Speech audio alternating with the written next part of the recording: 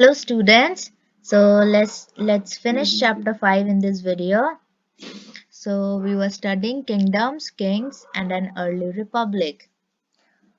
So the topic is changes in agriculture. So in the previous video we have read about the Janpadas and Mahajanpadas, and during this time what were the changes in agriculture? So we'll study now. So there were two major changes which are defined in the chapter. So first one is there was a growing use of iron plowshare. Plowshare is like मतलब जिससे जो soil होती है उसको dig किया जाता है, पलटा जाता है, like जैसे जो ऑक्स होते थे, ऑक्स को यूज किया जाता था ना हल लगाने के लिए ताकि सॉइल पलटी जाए। तो पहले तो ये सब ऑक्स नहीं होते थे, तो पहले लोग आयरन के प्लॉशर्स होते थे, पहले वुड के प्लॉशर से यूज करते थे, और अब इस टाइम पे जब major changes आए, then they started using iron plowshare. So the heavy soil could be easily turned using the iron plowshare.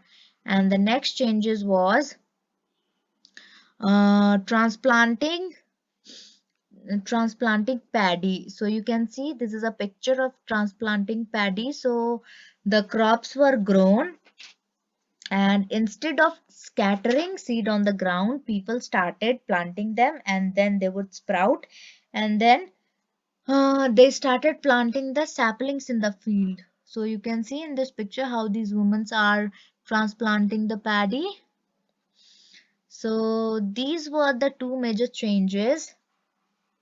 And first benefits of iron plowshare I have told you. The heavy soil, it could be turned easily.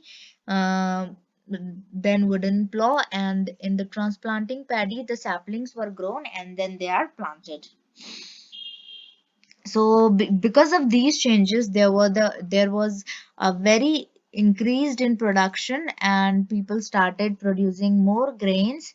But it was also a very tough, or you say backbreaking work, and mostly the slave men or women or the dasa and dasis have to do this work, and the laborers, or in that time it was used to say that kammakaras, they are known as laborers.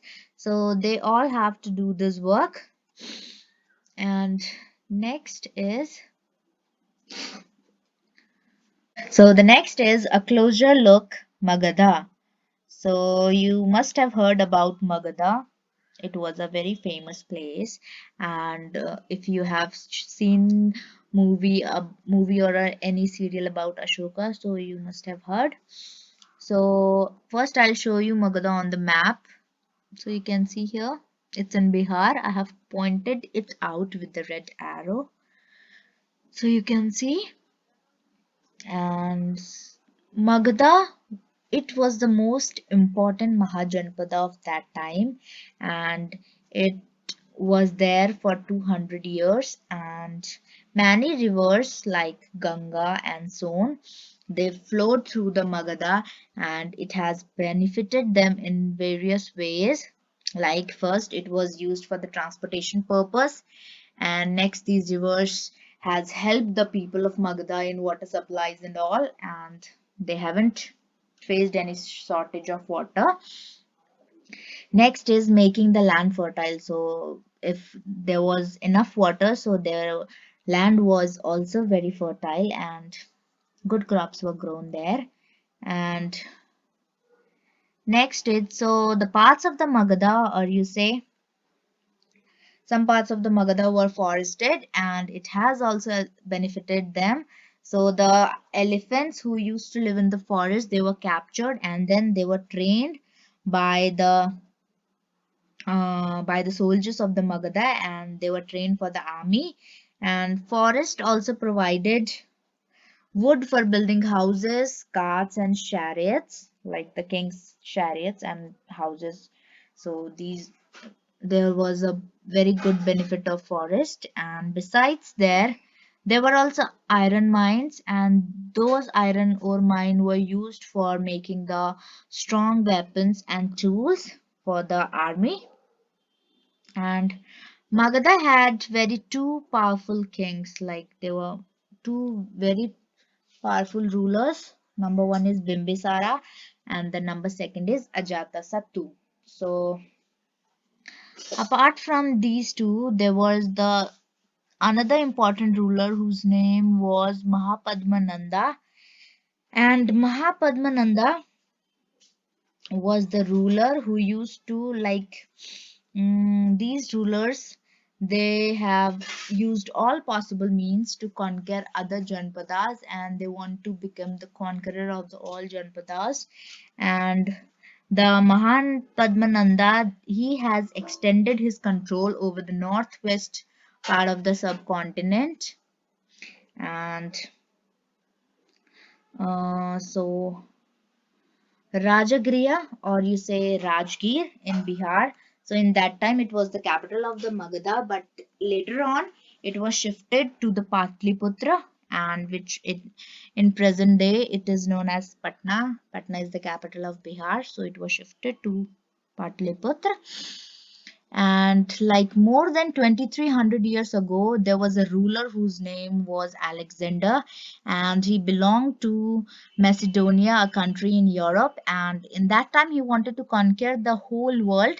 Actually, he couldn't do that, but still, he want to, and he has conquered parts of Egypt and West Asia that time.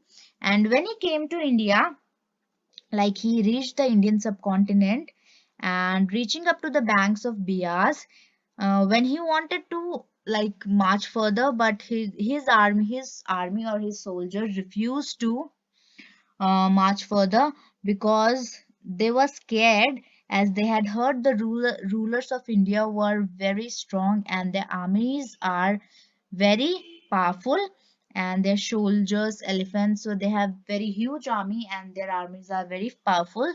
So he did not came to Indian subcontinent. That's all for Magadha. So the next is a closer look Vajji. So like Magadha, Vajji was also a powerful kingdom, and its capital was Vaishali. It was also in Bihar, but there was a different form of government, and this form of government was known as Gana or Sangha. So Gana and Sangha means they were not like there was not only one ruler, but there were many rulers. So Gana is used for a group that has many members, and Sangha Sangha was an organization or association. So in the government of Ghana and Sangha, there were many rulers, sometimes thousands of men. They all ruled together, and each one of the ruler, or you say each one of the men, was known as Raja. And these Rajas, they all gathered and they performed rituals together, like any sacrifices or any rituals, they perform it together, and they all met in the assemblies and decided like they have to make important decisions about their janpadas. So they all assemble in assemblies and they decide together what has to be done. And in these like in these assemblies, the Shudras were like they were restricted, and Brahmins, Kshatriyas, and Vaishyas could participate. And like both Buddha and Mahavira, so these both are the like they were great, what should I say, great leaders, or say great people. They have enlightened themselves. So about these two we'll study in the next chapter. And Buddha and Mahavira, like the books of Buddha and Mahavira, these books are all belong to Ganas or Sanghas. Like some of the most important descriptions of Ganas and Sanghas are found in the Buddhist books. And the Rajas of the powerful kingdom, they tried to conquer the Sanghas, and these Gana and Sanghas has lasted for 1500 years ago, and after that the area was conquered by the Gupta rulers. So that's all for the Vajji, and that's all for this video also. And there is a paragraph in the chapter, so you can read that paragraph about Ajata Sattu. It will give you some knowledge about that time. And thank you. We'll meet in the sixth chapter. Thank you.